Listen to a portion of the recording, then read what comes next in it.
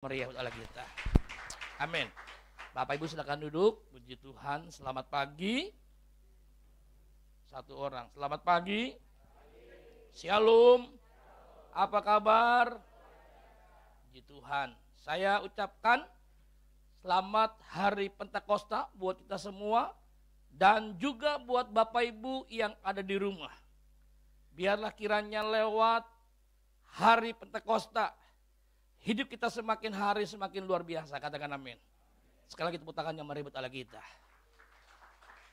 Puji Tuhan. Nah pagi ini Bapak Ibu kita akan belajar sama-sama bagaimana kita sebagai anak Tuhan hidup bebas dari kutuk. Katakan 2, 3. Hidup bebas dari kutuk. Pertanyaannya Bapak Ibu pagi ini. Apakah orang Kristen, orang percaya, anak Tuhan masih bisa hidup di bawah kutuk? Pertanyaannya, apakah anak Tuhan masih hidup di bawah kutuk? Yang kedua, kutuk apa yang perlu dibebaskan dari hidup kita sebagai anak Tuhan? Ini pertanyaan yang penting yang perlu kita jawab pagi ini Bapak Ibu Saudara. Nah kita lihat ayatnya Bapak Ibu di dalam kitab Galatia 3 ayat ke-13. Demikian firman Tuhan, semua kita baca 2, 3. Kristus telah dengan jalan menjadi kutuk karena kita. Sebab ada tertulis, terkutuklah orang yang digantung pada kayu salib. Jelas Bapak Ibu? Sebenarnya sesungguhnya setiap orang Kristen, setiap orang percaya anak Tuhan tidak lagi hidup di bawah kutuk. Katakan amin. Amin. Ini ayat menjadi garansi, ini ayat menjadi jaminan yang pasti. Jelas saudara, Kristus telah menebus kita. Katakan menebus. Menebus kita dari kutuk hukum Taurat. Ada yang bertanya, kenapa harus Kristus? Ya memang hanya Kristus Yesus Tuhan. Satu-satunya yang berkuasa, yang mampu, yang sanggup melepaskan, membebaskan kita dari kutuk hukum Taurat. Tidak ada nama lain kecuali nama Yesus. Katakan 2, 3, nama Yesus. Lebih mantap, nama Yesus. Nama yang berkuasa, nama yang membebaskan kita dari kutuk hukum Taurat. Sebab kalau Kristus tidak membebaskan kita dari kutuk hukum Taurat, berarti Bapak Ibu sampai detik pagi ini kita masih diperbudak, diperhamba oleh kutuk hukum Taurat. Dan kalau kita hidup di bawah kutuk hukum Taurat, hidup kita pasti sengsara. Pasti menderita. Pasti tidak pasti. Nah sebab itu Bapak Ibu, pagi ini pastikan kita benar-benar sudah bebas dan merdeka dari kutuk apapun dalam hidup ini. Amin. Kita lihat Roma 8 ayat pertama. Demikianlah sekarang tidak ada penghukuman. Tidak lagi ada kutuk bagi mereka yang ada di dalam Kristus Yesus. Jelas saudara. Memang kalau kita lihat terjemahan bahasa Indonesia, ini memang ayat belum titik sebenarnya, masih koma. Terjemahan King James itu lengkap Bapak Ibu. Terjemahan bahasa Inggrisnya. Jadi dikatakan apa? Demikianlah sekarang tidak lagi ada penghukuman bagi mereka yang ada di dalam Kristus Yesus, koma, yaitu, ya kalau Bapak Ibu yang bawa terjemahan King James, yaitu bagi mereka yang tidak hidup di dalam daging, tapi mereka hidup di dalam roh. Jadi Bapak Ibu, kenapa orang Kristen, orang percaya, anak Tuhan masih hidup di bawah kutuk? Yang semestinya saudara, garansinya, jaminannya, Kristus sudah membebaskan kita dari kutuk hukum Taurat. Tetapi kenapa masih ada orang Kristen, orang percaya, anak Tuhan yang hidupnya di bawah kutuk? Jawabannya sederhana. Karena mereka membuka celah. Tidak hidup seperti yang firman Tuhan katakan. Halo? Jadi selama Bapak Ibu kita hidup sesuai seperti yang firman Tuhan katakan, percayalah kutuk tidak lagi berkuasa atas hidup kita. Yang setuju katakan amin. Pagi ini Bapak Ibu kita mau belajar ada 3 kutuk yang perlu bebas dari hidup kita. Jadi kita lihat. Kutuk yang pertama adalah kutuk keluarga, bicara tentang kawin cerai. Dalam minggu ini saja ada 2 pasang yang konseling sama saya yang minta cerai. Hanya dalam minggu ini saja 2. Nah sebentar siang saudara, saya diundang menghadiri suami istri yang mau bercerai. Saya hadir sebentar siang bukan sebagai saksi mereka mau bercerai. Tapi saya mau memperkatakan kebenaran firman Tuhan. Seperti yang firman Tuhan katakan. Di dalam Matius 19 ayat 6. Sama-sama kita baca, 2, 3. Demikianlah mereka bukan lagi 2, melainkan 1. Karena itu, apa yang telah dipersatukan Allah tidak boleh diceraikan manusia. Apa yang telah dipersatukan Tuhan tidak ada bisa memisahkan. Jelas Bapak Ibu? Jadi bagaimanapun situasi kondisi keadaan rumah tangga kita sejak masa pandemi, mari kita tetap percaya apa yang dipersatukan Tuhan tidak boleh diceraikan manusia. Ada yang berkata, Pak, tapi udah gak kuat lagi, Pak. Udah gak tahan lagi. Pasangan saya sikapnya, perbuatannya udah sangat keterlaluan. Di luar batas. Makanya saya pesan Bapak Ibu. Kepada anak muda yang belum menikah, buka matamu lebar-lebar. Anak muda bilang amin. Ya, yang belum menikah, itu anak muda memang saudara. Tulang kita itu saudara. Ya, dia nggak tahu di sebelah ada istrinya. Tapi dia jiwanya muda maksudnya saudara. Jangan kita hakimi dia saudara. Jadi buat kita yang belum menikah, nah itu bahasanya. Ya, kalau bilang anak muda, tulang masih muda saudara. Dia nggak pernah tua. Jadi buat kita yang belum menikah, buka mata lebar-lebar. Yang sudah menikah, tutup mata rapat. Nah, kebanyakan terbalik. Yang belum menikah, tutup mata rapat-rapat. Punya keyakinan 1000% yakinnya bahwa ini pasti pasangan dari Tuhan. Tetapi yang sudah menikah, makin hari makin timbul keraguan-raguan. Yang dulu kalau jalan di sebelah kayaknya tenang, adem, kayaknya aduh enak banget dah. Dunia milik berdua, yang lain kontrak. Ya, puji Tuhan ya, mulai senyum-senyum. Itu mulai merasakan saudara. Yang diam-diam ini kayaknya pelaku utamanya. Tapi menjelang terus usia pernikahan makin bertambah, makin dekat, gua nggak tahu tuh. Makin dekat pasangan gue, tensi gue makin tinggi. Gue gak ngerti kenapa.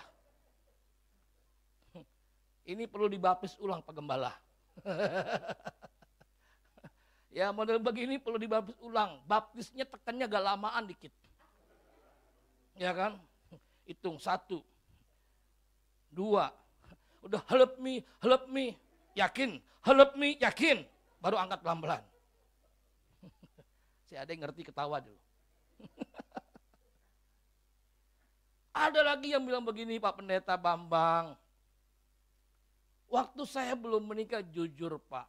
Saya itu salah penglihatan. Maksud lo? Iya waktu itu mata gue masih katarak. Jadi setelah menikah setelah dioperasi gue lihat waduh kayaknya salah. Bapak Ibu dengar dengan baik. Hukum Kristen. Boleh diklik? Hukum Kristen tidak ada kata cerai. Katakan 2, 3. Hukum Kristen tidak ada kata cerai. Ada yang berkata, tapi kalau mati boleh dong? Ya boleh. Makanya dia berdoa sama Tuhan. Dia bilang begini, Tuhan pilih mana? Itu ayat dipakai saudara. Pilih saya atau pilih dia? Kalau Tuhan pilih saya, biar dia yang mati. Kalau Tuhan pilih dia, biar saya yang mati. Akhirnya Tuhan gak pilih mana-mana, dua-duanya setengah mati. Itu namanya on. Apa namanya? Apa namanya? Bilang kanan kiri, waspadalah, waspadalah. Supaya jangan jadi on. Jadi kutuk yang pertama yang Tuhan bebaskan dari anak-anak Tuhan orang percaya adalah kita dibebaskan dari kutuk keluarga tentang kawin cerai. Bagaimanapun situasi kondisimu hari-hari keluargamu, mari buat dia bahagia. Kita mau menikmati rumah tangga keluarga yang bahagia, tapi yang kita pikirkan adalah perceraian tiap hari. Cerai.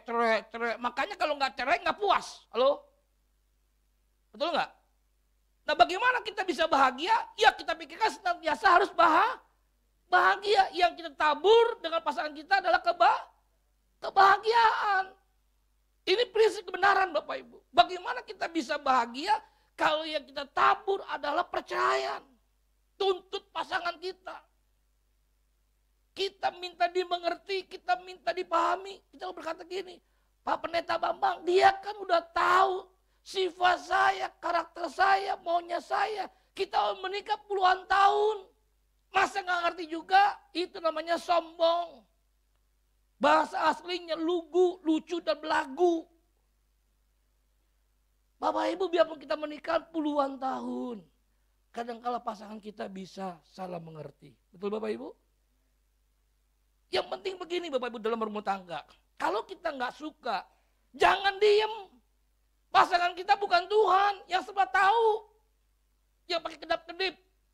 Ada pria manggil istrinya begini. Ada tuh. Di sini mah nggak ada ya.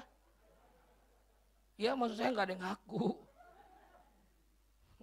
Bilang kanan kiri dan ketawa lo bertobat. Masa manggil istrinya? Saya bilang sama ibu-ibu, kalau suami panggil begitu jangan nyaut. Amin ibu-ibu. Herannya ibu-ibu dipanggil begitu, nyaut. Iya sabar kenapa sih? Dia pikir itu istrinya burung kali.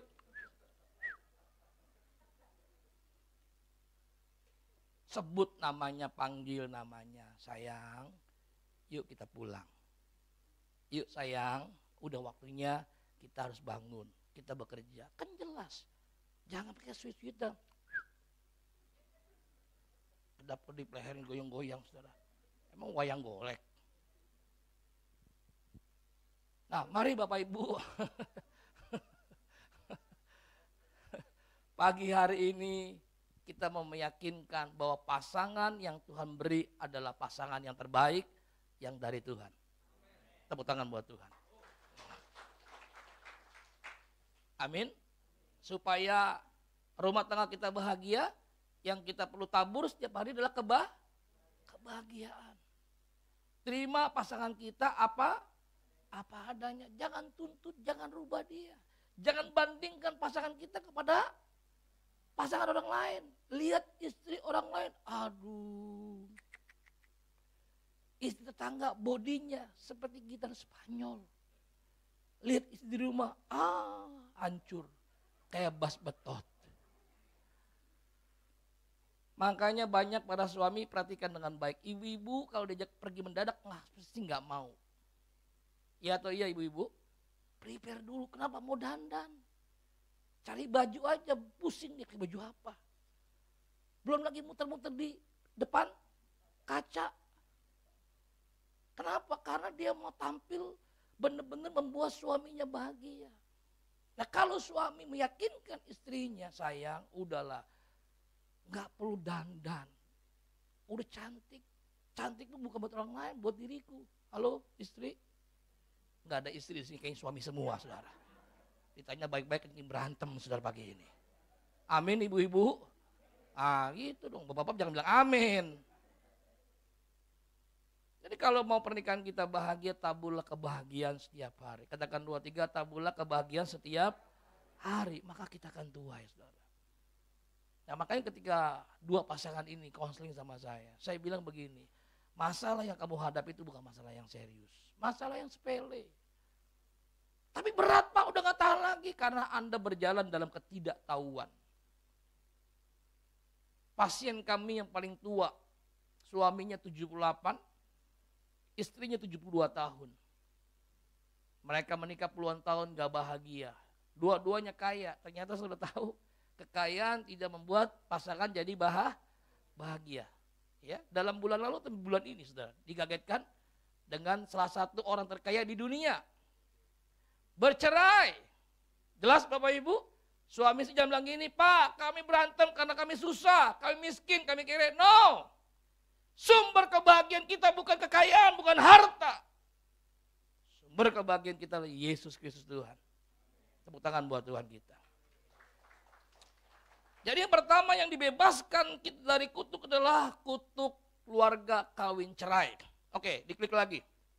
Yohanes 2 ayat 6-7. Mujizat pertama di kota Kana, saudara. Di situ ada 6 tempayan yang disediakan untuk pembasuhan menurut adat orang Yahudi. Ingat saudara, air untuk pembasuhan, bukan air bersih, bukan air minum. Ya, memang mereka sudah terbiasa punya gentong tempayan yang besar di depan rumah. Jadi kalau ada yang mau masuk cuci kaki, masuk ke dalam saudara. Masing-masing isinya 2-3 buyung. Yesus berkata kepada pelayan-pelayan itu, isilah tempayan itu penuh dengan air dan mereka pun mengisinya sampai penuh. Untuk apa saudara? Dibawa ke pemimpin pesta. Jadi waktu itu mereka buat pesta di kota Kana, saudara, mereka kehabisan air anggur. Nah betapa bisa malunya kalau pada saat itu kehabisan air anggur. Sama kalau kita pesta, tamunya masih banyak tapi tiba-tiba kita ngantri makanan, pelayan bilang udah habis.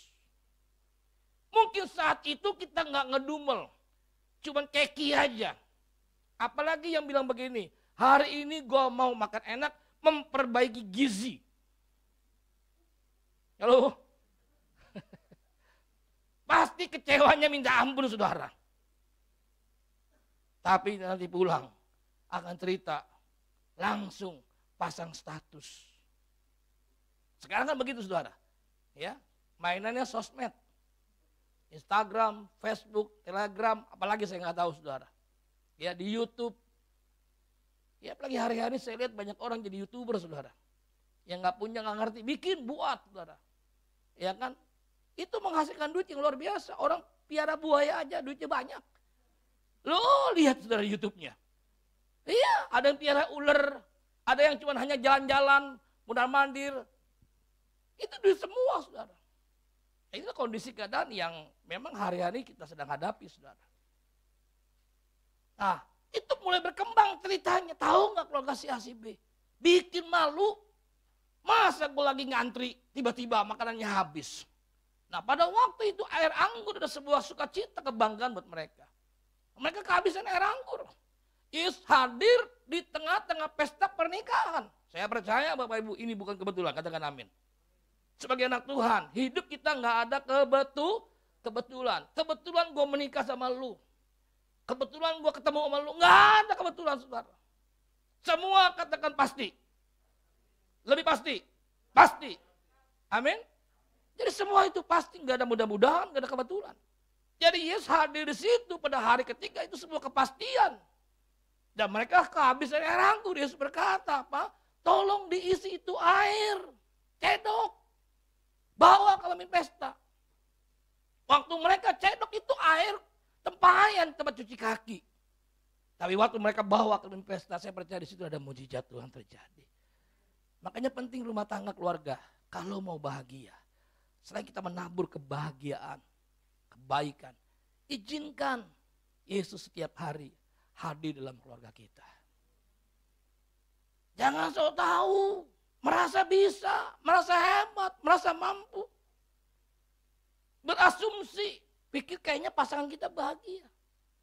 Seorang opa sama oma menikah 50 tahun pernikahan gold. Opa dengan bangganya berkata kepada cucu anaknya, itu kepala ikan, jangan dimakan, itu khusus buat oma. Oma menerima kepala ikan kakap di hari ulang tahun pernikahannya. Oma menangis terseduh-seduh. Opa makin bahagia. Opa dengan asumsi berkata bahwa Oma bahagia karena diingatkan diberi kepala ikan. Opa tanya, Oma, kamu menangis kenapa bahagia? Oma makin menangis mendengar kata Opa bahagia. Oma berkata, Opa, kamu tuh kebangetan. 50 tahun kamu menikah dengan saya. Kamu gak tahu kalau saya makan kepala ikan itu terpaksa.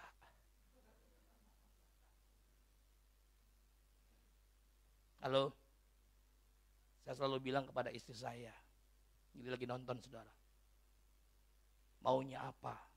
Jangan diem, ngomong, kasih tahu, jangan berasumsi. Kamu kan suami saya, kamu ngerti? Enggak, saya bisa nggak ngerti, saya bisa nggak tahu. Betul Bapak Ibu? Ya, izinkan Tuhan hadir dalam keluarga kita. Itu kutuk yang pertama yang Tuhan bebaskan. Yang kedua, bebas dari kutuk keuangan, hidup miskin. Amsal 10 ayat 22. Baca semua. Berkat Tuhanlah yang menjadikan kaya. Susah payah tidak akan menambahi. Garis bawahi di sana saudara. Susah payah tidak akan menambahi, membuat kita jadi kaya. Ingat Bapak Ibu. Kita kaya karena berkat Tuhan. Bapak Ibu tahu, salah satu ketakutan manusia yang terbesar dalam hidup ini, manusia takut miskin, takut hidup susah, takut hidup kere. Halo? Iya atau iya? Iya. Manusia berjuang, berusaha banting tulang, banting kiri, banting kanan, banting-bantingan, udah remuk. Untuk apa? Supaya jadi kaya. Konsep dunia, pola prinsip dunia itu masuk dalam hidup kita sebagai gereja Tuhan. Dunia berkata apa? Kalau belum kaya, belum jadi orang. Lihat tuh orang kampung. Kalau dia pulang ke kampungnya, kalau dia kaya. Makanya lihat kalau ada pas lebaran-lebaran saudara, itu toko emas rame pada beli emas. Nanti habis lebaran, gantian lagi, rame juga balikin emasnya. Ya, nggak menyinggung, nggak menyindir. Jadi saudara, itu situasi kondisi manusia, saudara, mereka berjuang supaya hidupnya menjadi kaya. Menjadi kaya, karena apa? Dunia berkata kalau nggak kaya nggak jadi orang. Ini kan melecehkan Tuhan, betul nggak saudara? Jadi yang kaya itu orang, yang miskin itu siapa? Ini bahaya saudara. Mari pagi ini Bapak Ibu kita perlu sadar, Bapak yang di dunia, Bapak yang jahat tahu memberi yang terbaik buat anak-anaknya, apalagi Bapak kita di surga. Halo? Yang yakin tepuk tangan buat Tuhan. Kita dibebaskan dari hidup miskin, hidup susah. Saya pagi ini tidak sedang mengajarkan teologi kemakmuran, bukan.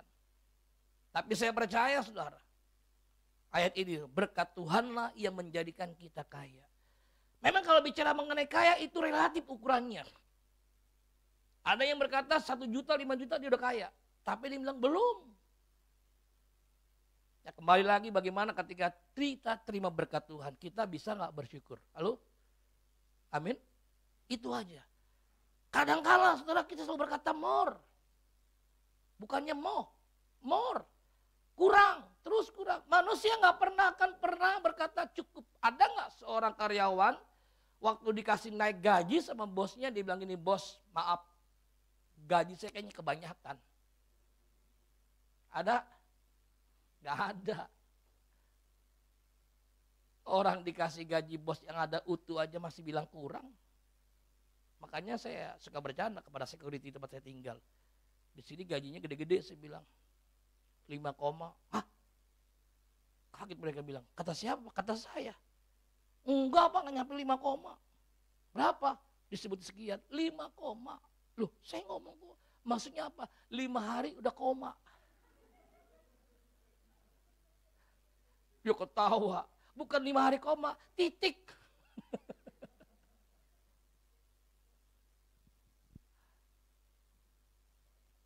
Ini prinsip kebenaran firman Tuhan. Anak Tuhan tidak cari berkat, tapi anak Tuhan cari sumber berkat. Amin. Ini kebenaran yang kita perlu yakini, saudara. Jadi perjuangan kita, usaha kita, kalau Tuhan tidak berkati, nggak akan berhasil. Kita berhasil sampai saat ini karena berkat Tuhan. Makanya kalau kita sadar kita diberkati, ingat saudara, lihat. Berikutnya diklik. Diberkati untuk apa? Memberkati.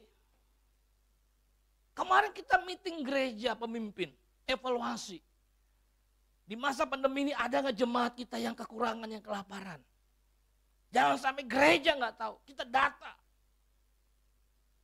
Oh ya si A, si B, satu persatu. Kita perlu bantu apa? Ini penting saudara. Halo?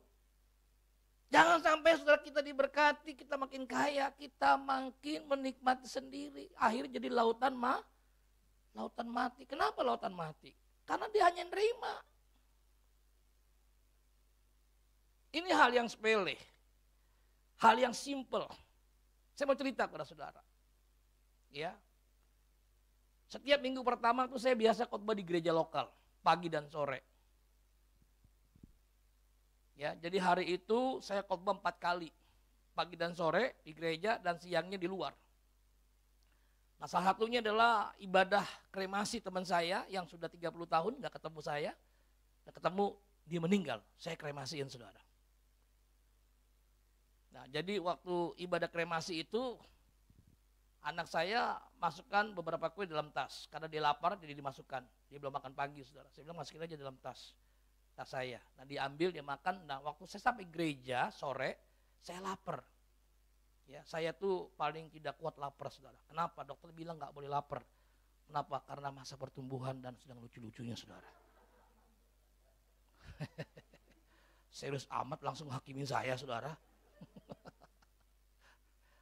Nah jadi waktu saya buka tas, ya itu tas itu saudara, masih ada selipan kue satu. Nah kue itu adalah kue yang saya sangat suka. Kue pisang. Ya, jadi dalamnya luarnya itu putih, kayak hun kue gitu, tapi tengahnya ada pisangnya. Saya paling suka itu saudara. Jadi waktu saya membuka makan, Tuhan bilang itu kue bukan buat kamu. Loh, saya bilang buat siapa? Tuh buat orang yang di gereja yang duduk. Saya bilang Tuhan saya lapar, saya doyan. Kasih dia. Saya belajar taat saudara. Ini hanya masalah sepele saudara. Saya bilang kepada dia, saya sebut namanya, ini kue buat kamu. Waktu saya kasih itu saya ngomong, kamu mesti ingat. Satu, saya paling suka ini kue. Kedua, saya lagi lapar. Jujur saya bilang sama dia. Kenapa saya kasih kamu? Saya bilang karena kamu berharga di mata Tuhan. Tepuk tangan buat Tuhan. Air matanya berderai. Saya ulangi lagi, kamu berharga di mata Tuhan, makanya ini berkat buat kamu. Yuk Bapak Ibu kita belajar di masa pandemi ini. Jangan setiap berkat yang diterima. Ingat Bapak Ibu, kalau bicara berkat bukan bicara uang. Setuju Bapak Ibu? Ya, jangan dibatasi. Berkat itu banyak. Ya, kita sehat, bisa ketawa, sebagainya itu berkat Tuhan. Semakin kita terima berkat Tuhan, yuk mari kita mau salurkan berkat itu kepada banyak orang. Siapapun yang kita jumpai, halo? Supaya apa? Tuhan semakin berkati kita. Dan Tuhan berkata, gua gak pernah rugi berkati lu. Kenapa? Karena hidup lu semakin jadi berkat, dan jadi berkat. Tuhan bebaskan kita dari kutuk keuangan, hidup miskin. Supaya apa? Kita memberkati banyak orang. Saya cerita kepada pengerja di tempat gereja kita, melayani. Saya memberkati banyak pendeta di masa pandemi bukan karena saya kaya, bukan saya kelebihan uang, enggak. Tapi saya belajar taat, katakan taat. Jadi setiap saya terima berkat Tuhan, saya tanya Tuhan ini buat siapa? Kalau memang Tuhan berkata buat si A, si B, saya kasih ke dia. Supaya apa? Kita semakin diberkati. Tapi kalau kita nggak taat sama Tuhan, Tuhan bilang stop. Sampai di situ. Kenapa? Hidupmu tidak berdampak. hidupmu tidak ada artinya. Hidupmu gak berguna. Kamu hanya hidup untuk dirimu sendiri. Kalau Tuhan bebaskan kita dari kutuk keuangan, hidup miskin, supaya kita memberkati banyak orang. Saya cerita saudara, ketika saya memberi security uang, dari dia duduk ngantuk sampai dia berdiri, dia tungguin saya keluar pakai sepeda motor, pakai celana pendek, pakai kaos oblong, dia sembah sujud. Itu hanya uang. Kita bisa menghadirkan Tuhan dalam hidupnya. Amin. Ini hal yang luar biasa Bapak Ibu Saudara. Yuk kita lihat ayat berikutnya Bapak Ibu. Yohanes 10 ayat 10. Pencuri datang hanya untuk mencuri, membunuh, dan membinasakan. Aku datang supaya mereka mempunyai hidup. Menikmati hidup. Kalau orang hidup susah, hidup miskin, orang gak bisa menikmati hidup. Jujur saudara, sejak masa pandemi saya banyak buka YouTube untuk memberkati diri saya. Salah satunya adalah seorang pramugari, saya gak mau sebut namanya. Dia tinggalkan sebagai seorang pramugari dengan gaji besar. Saudara tahu kerjaan dia apa? Hanya ngurusin orang-orang yang depresi. Orang-orang yang hidupnya terluka kecewa. Yang lebih membuat saya terengah-engah adalah saudara, orang itu dibawa tinggal ke rumahnya. Itu seperti dia urus orang tuanya. Di YouTube itu ditulis, ini bapak waktu masa mudanya seberapa baiknya hidupnya. Sehingga di masa tuanya Tuhan pertemukan dia dengan orang yang sangat baik sama dia. Tahu saudara, waktu handphonenya rusak, di Karawaci dibelikan oleh itu perempuan, mantan pramugari. Kerjanya tiap hari ngurusin orang-orang gila, orang-orang gangguan jiwa. Belum gila saudara sebenarnya, yang gimbal-gimbal rambutnya saudara, dibotakin, dimandiin. Diajak ngobrol dekat saudara, aduh. Itu kalau bukan hatinya Tuhan gak bisa saudara. Dia diberkati, tapi dia memberkati orang. Saudara tahu dari subscriber yang ada, gaji dia, penghasilan dia lebih besar daripada pramugari. Tuhan gak pernah berhutang. Halo? Amin. Apa yang kita tabur, kita akan tuai ya saudara. Yuk Bapak Ibu, mari di masa pandemi ini anak Tuhan harus semakin menjadi terang, menjadi berkat bagi banyak dunia. Jangan ketika orang susah kita lihat, aduh kasihannya. Jangan-jangan kayak kurang berdoa nih. Malah dihakimi. Kenapa Bu? Aduh susah. Makanya Bu, rajin ke gereja. Nih kayak gua, rajin ke gereja. Jangan lupa Bu, kasih perpuluhan. Nih kayak gua, taat. Bapak Ibu, dia gak butuh itu. Dia butuh uang kita, halo. Dia butuh pertolongan kita. Bukan yang gak butuh doa kita. Hadirkan Yesus di tengah-tengah masa pandemi ini saudara. Ya waktu orang itu saudara, handphonenya rusak, dibawalah ke Karawaci. Itu ada handphone beberapa yang mahal-mahal, bukan yang murah-murah, yang enggak yang mahal. Dia pilih yang paling mahal, harga handphonenya membuat saya terkejut-kejut saudara. 32 juta. Dibayar saudara. Terakhir saya lihat dibelikan mobil. Orang yang tadinya stres, yang gak pernah mandi, sekarang naik mobil. Itu memberikan hidup kepada orang. Hidupnya berarti saudara. Amin. Yuk Bapak Ibu, minta hatinya Tuhan tiap hari. Katakan Tuhan, ini hatiku. Siapa yang aku bisa berkati, siapa yang aku bisa tolong. Saya waktu lihat itu video saya nangis. Saya katakan Tuhan saya belum bisa. Biarpun saya pendeta, tapi saya mau belajar. Apa yang Tuhan perintahkan, apa yang Tuhan mau saya lakukan. Apa yang saya bisa buat? Tuhan memberkati kita supaya kita menjadi berkat. Dan mempunyainya dalam segala Kelimpahan. Saya percaya salah satu kelimpahannya adalah harta yang Tuhan beri. Kelimpahan sukacita, kelimpahan damai. Hari-hari ini orang stres, depresi, tertekan, takut, dan sebagainya. Ayo anak Tuhan, tampil di tengah-tengah masa pandemi ini. Jadi jawaban bagi mereka. Yang setuju tepuk tangan buat Allah kita.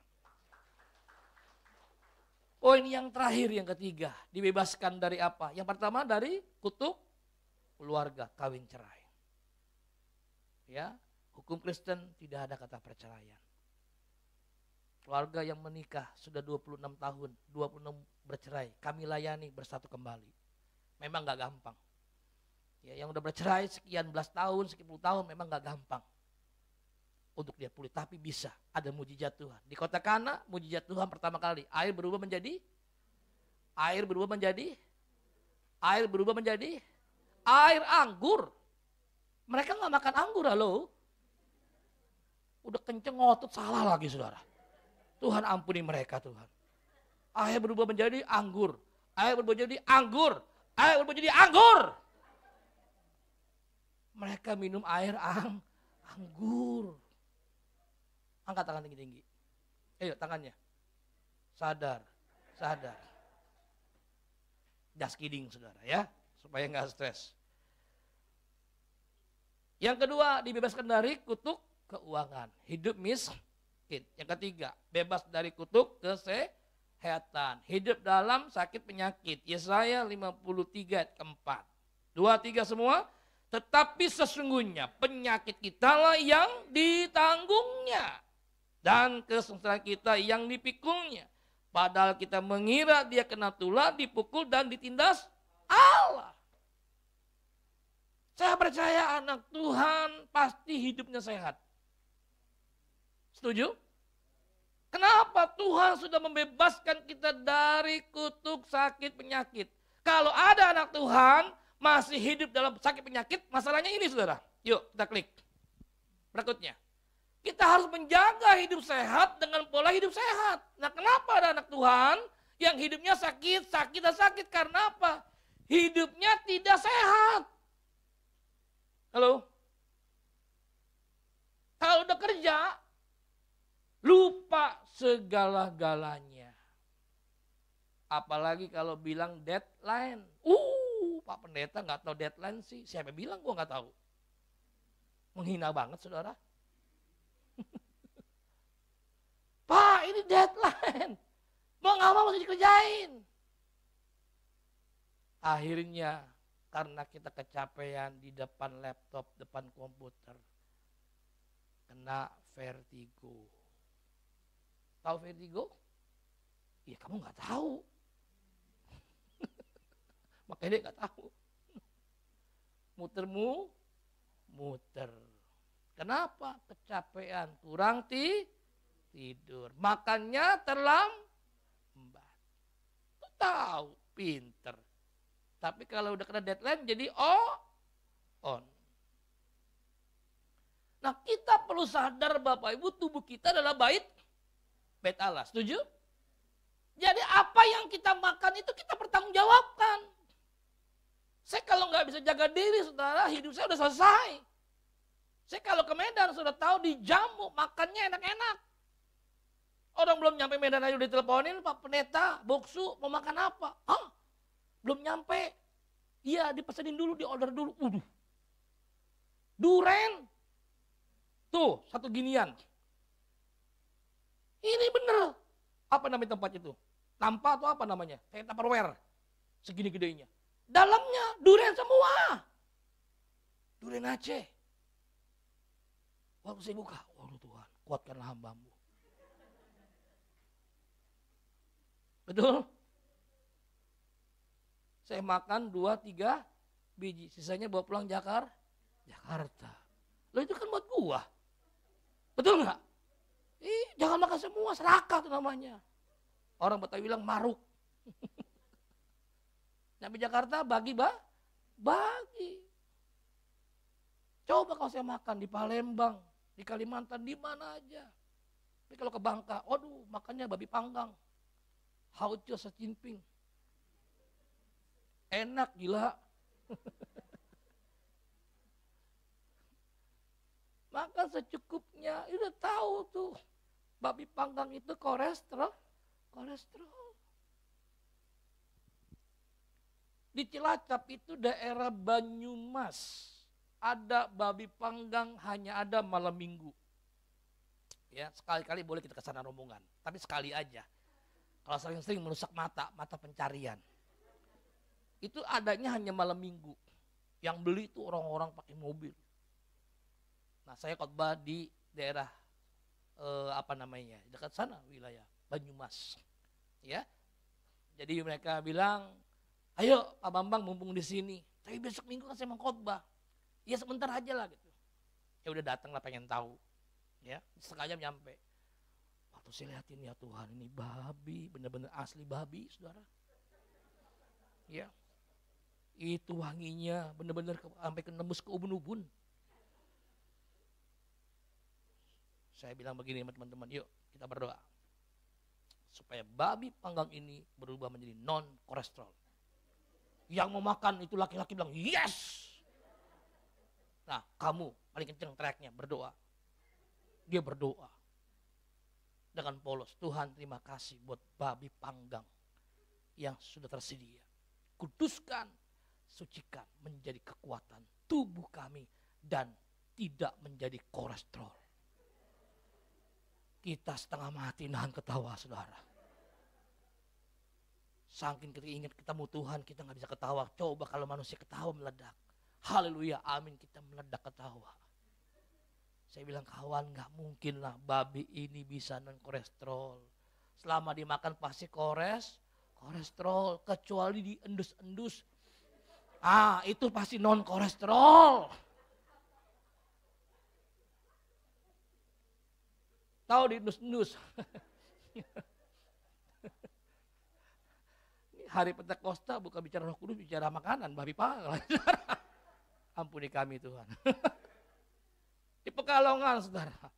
Selesai ngisi sesi. Itu diteleponin khusus Cak siapa namanya tuh, Cak No atau Cak siapa saya lupa. Itu spesialis kepiting. Pak, yuk kita makan habis selesai. Saya khotbah balik ke Jakarta, makan dulu di tempat spesial kepiting. Saya lihat, waduh ini kepiting gila bener nih. Saya bilang yuk kita berdoa supaya kepiting ini berubah jadi non kolesterol. Amin, amin semua. Wah semangat bener. Satu pria berdoa saya suruh doa yang sama supaya kepiting ini tidak menjadi kolesterol. Ya nggak bisa lah bro. Kecuali lu endus-endus. Itu pasti tidak menjadi kolesterol. Bapak Ibu ngerti maksud saya? Bagaimana kita bisa hidup sehat kalau pola hidup kita gak sehat? Gak bisa. Saya selalu bilang kepada istri anak-anak saya, mari sadar diri dengan diri kita. Jangan jadi manusia yang gak tahu diri. Udah tahu diabetes, makan sebebas-bebasnya. Udah tahu jantung, makan sebebas gak bisa. Lebih baik kita mencegah daripada mengobati. Amin. Ini saya cerita bukan kesombongan, jujur Bapak Ibu. Segala hormat pujian kemuliaan Tuhan, saya itu gak pernah sakit. Bapak Ibu lihat tubuh saya ini. Orang selalu bilang, Boksu tubuh lu tuh keren banget, sehat. Bukan karena siapa-siapa, bukan karena saya, pasti pertama karena Tuhan, amin. Yang kedua, saya hidup bijak. Tadi saya bilang kan kalau saya gak bijak, terbang keliling Indonesia, keliling dunia. Makan sebebas-bebasnya, udah selesai. Sebentar aja udah gak bisa ngapa-ngapain. Jangan bilang gini, Pak, saya masih muda. Penyakit itu 40 tahun mulai kelihatan keluar. Makanya 41, 42 udah mulai nyungsep, udah mulai loyo. Yuk Bapak Ibu kita bersadar. Kalau Tuhan sudah menanggung segala penyakit kita di kayu salib. Lihat kesengsaraan kita. Dia tanggungnya. Jadi Yesus mati bukan hanya menebus dosa, tapi penyakit pun ditanggung. Lalu, lengkaplah saudara. Segala kutuk, itu luar biasa saudara. Tuhan kita Yesus, tepuk tangan buat Tuhan kita. Yang terakhir, Yohanes 9, ayat 2-3. Pemusik boleh ke depan, silakan. Mana pemusiknya? Iya, gak kebagian duduk, kasihan dia. Ya, hari ini luar biasa penuh semua bangkunya. Yohanes 9, ayat 2-3. Murid-murid Yesus bertanya kepada Yesus, Rabi, siapakah yang berbuat dosa? Orangnya sendiri atau orang tuanya sehingga ia dilahirkan buta? Jawab Yesus, bukan dia dan bukan juga orang tuanya. Tetapi karena pekerjaan-pekerjaan Allah harus dinyatakan di dalam dia. Memang ada orang-orang yang lahir tidak sempurna. Tapi saudara, Tuhan punya rencana buat orang itu. Amin Bapak Ibu. Satu TKW di Taiwan. Saya lihat dari YouTube lagi saudara. Saya banyak diberkati. Dia asli orang Indonesia, dia tidak bisa bahasa Mandarin. Hanya karena kebutuhan hidup. Dia jadi TKW di Taiwan. Udah 9 tahun saudara. Tapi awal perjalanan dia belajar bahasa Mandarin. Dengan berjuang. Siapa yang dilayani saudara adalah seorang anak muda yang belum menikah. Yang tabrakan kecelakaan yang membuat dia lumpuh total. Tangan ada, nggak bisa ngapa-ngapain. Kaki ada, nggak bisa ngapa-ngapain. Tapi saudara tahu, dia melayani dengan setia. Dia panggilnya Mas Bos. Dia layanin. Saudara tahu, dia bikin YouTube. Jadi YouTuber. Dapat gaji dari penghasilan Mas Bos. Yang kedua dari YouTube-nya. Dia menghasilkan banyak. Yuk Bapak Ibu, hari-hari ini kita jadi anak Tuhan yang mau membawa kita semakin dekat sama Tuhan. Amin. Kita menangkap hatinya Tuhan, apa yang Tuhan mau kita kerjakan hari-hari ini. Kalau Tuhan sudah berikan kita tubuh yang sehat, kuat, yuk mari kita jaga baik-baik. Makan kita teratur.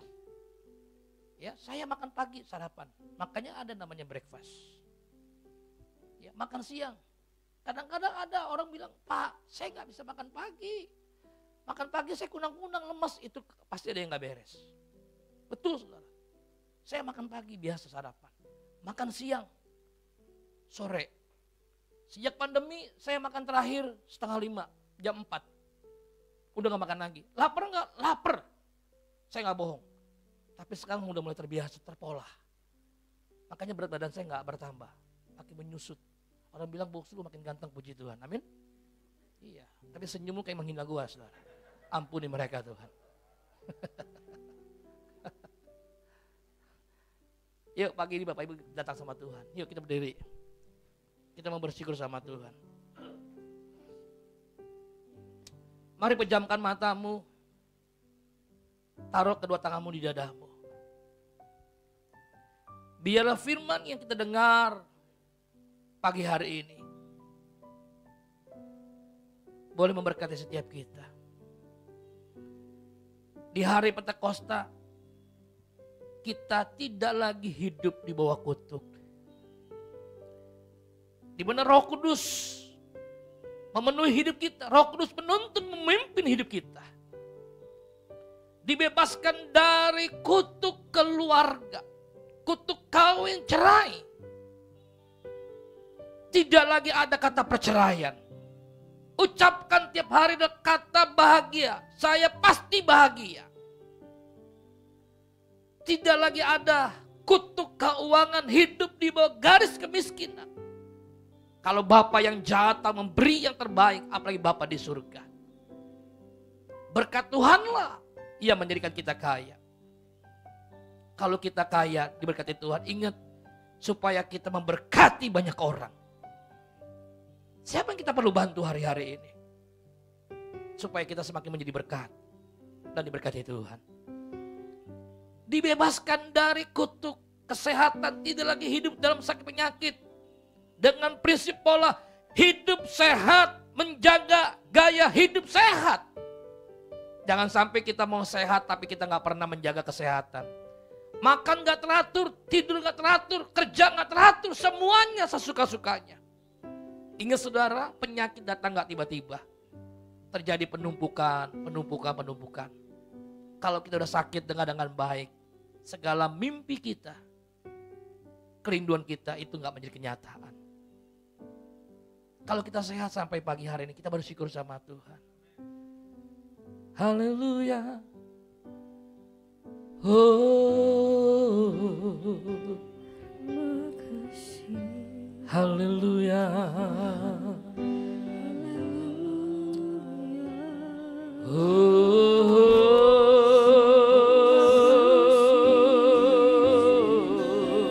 Mari nyatakan syukurmu pada Dia. Mari buka suaramu, ucapkan syukur kepadamu Tuhan. Buat Bapak Ibu yang di rumah, mari sembah Dia. Saudara yang belum penuh Roh Kudus, mari rindukan Roh Kudus memenuhi hidup kita pagi hari ini.